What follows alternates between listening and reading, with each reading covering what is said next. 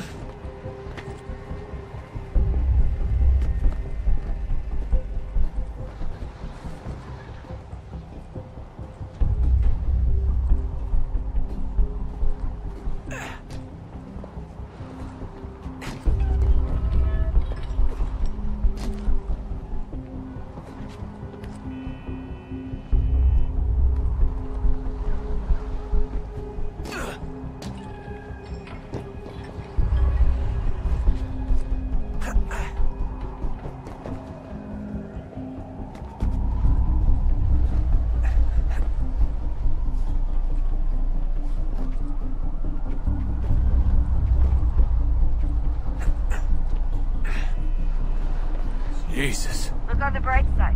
No security to worry about. And on the not so bright side, the slightest misstep means you're effectively paced. Shut up, Sean.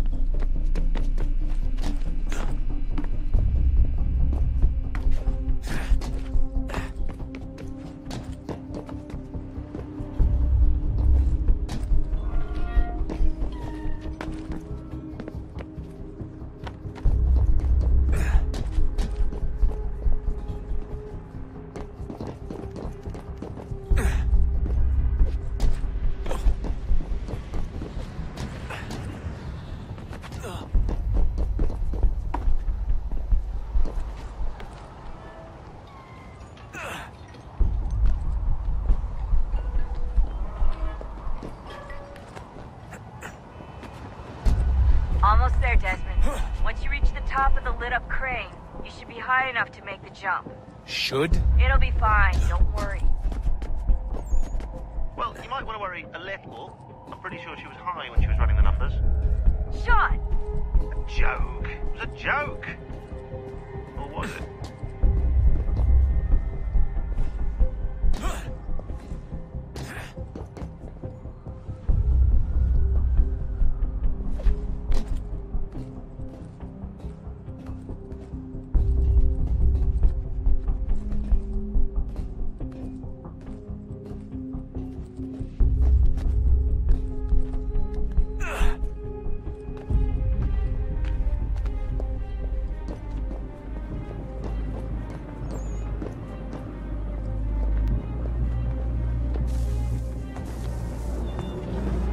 Jump when you're ready, but wait for my signal to open the chute. Timing's really important here. Too soon or too late, and you'll miss the building.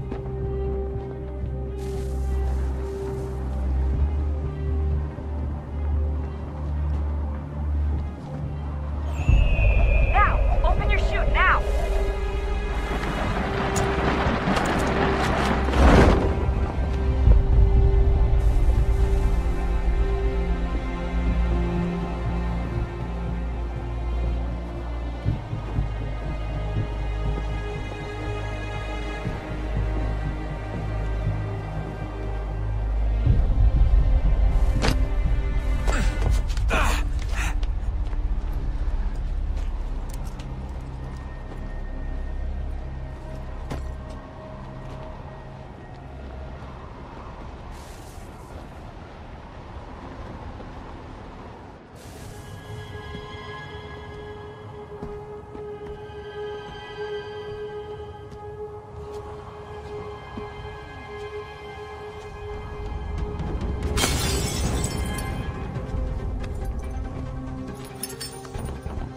That wasn't so bad.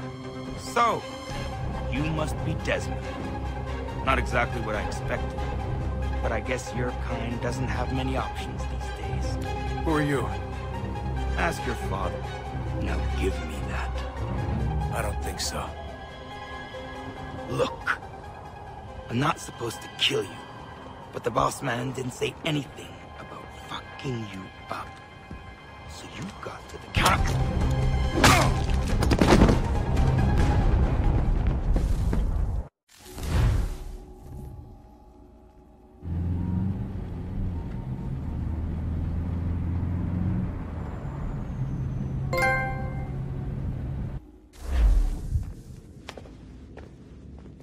So who the hell is Daniel Cross? Believe it or not, he used to be an assassin.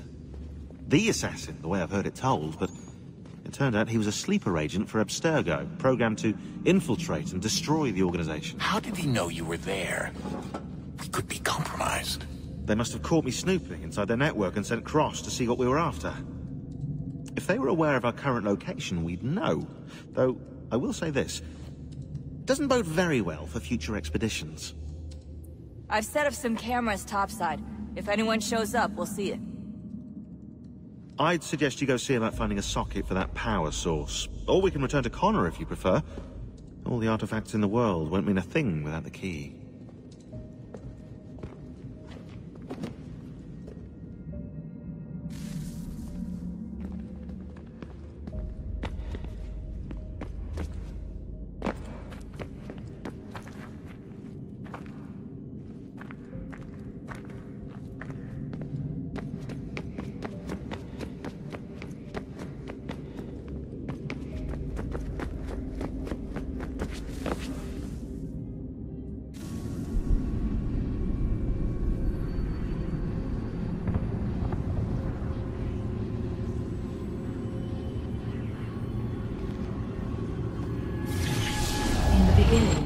When we thought we could be saved, we sought to face the sun's wrath and contain it.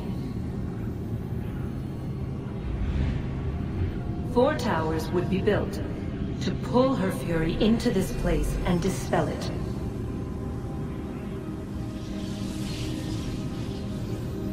But even with all we knew, with all we had, it would take too long. 1,000 years we could labor and still the work would not be done. The first tower was never completed. The project abandoned. We moved on. But while we labored on other endeavors, a few returned. They thought to automate the process. Metal might finish what flesh could not.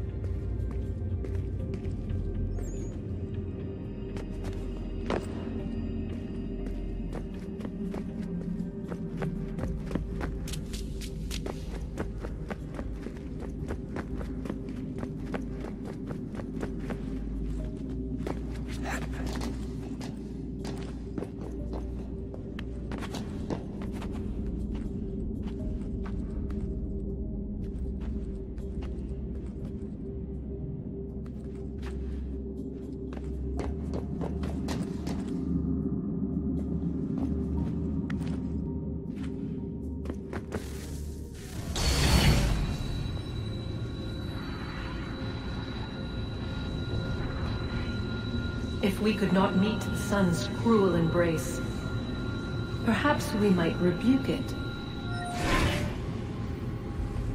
Already we could generate the fields to protect us in times of strife. But these were small and simple things. To replicate them on a scale the size of a world, we lack the energy to make it so. Half the world, they said then. It is better than none at all. We tried. Again, we failed. A quarter, they asked. Even this we could not do. A sixth, an eighth, a tenth, they cried. The answer was still the same. Perhaps in time a city might be spared. But it was time we did not have. So we moved on.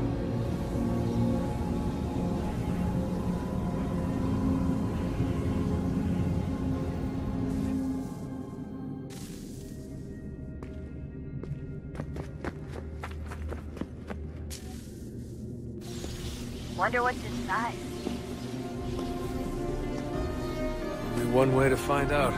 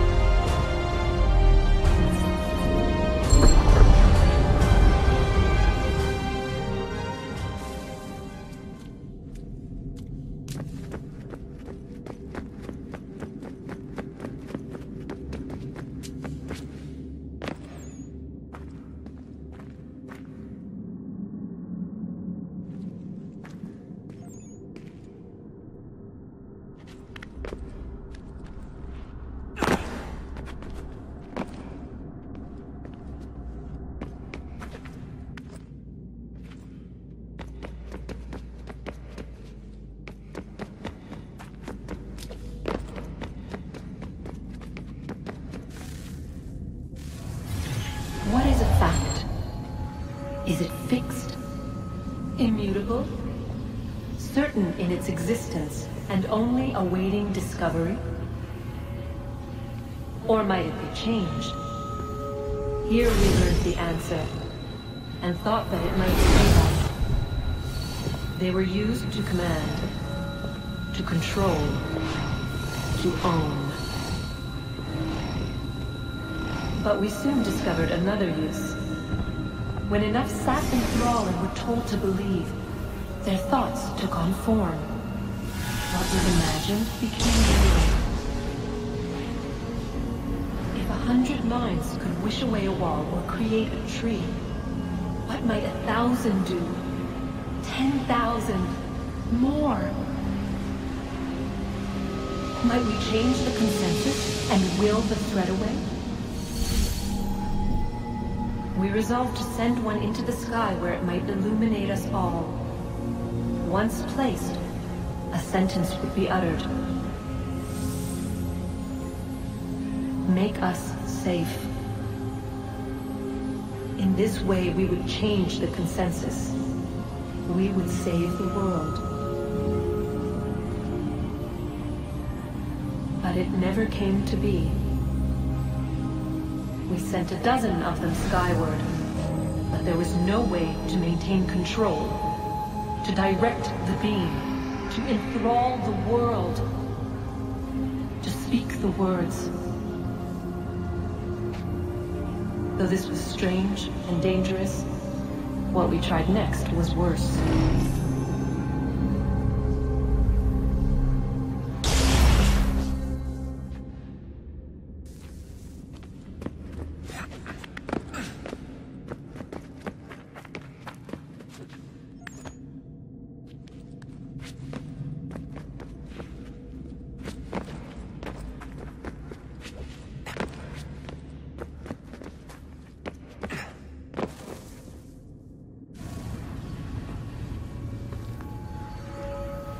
Our first instinct was to travel back, to change the past.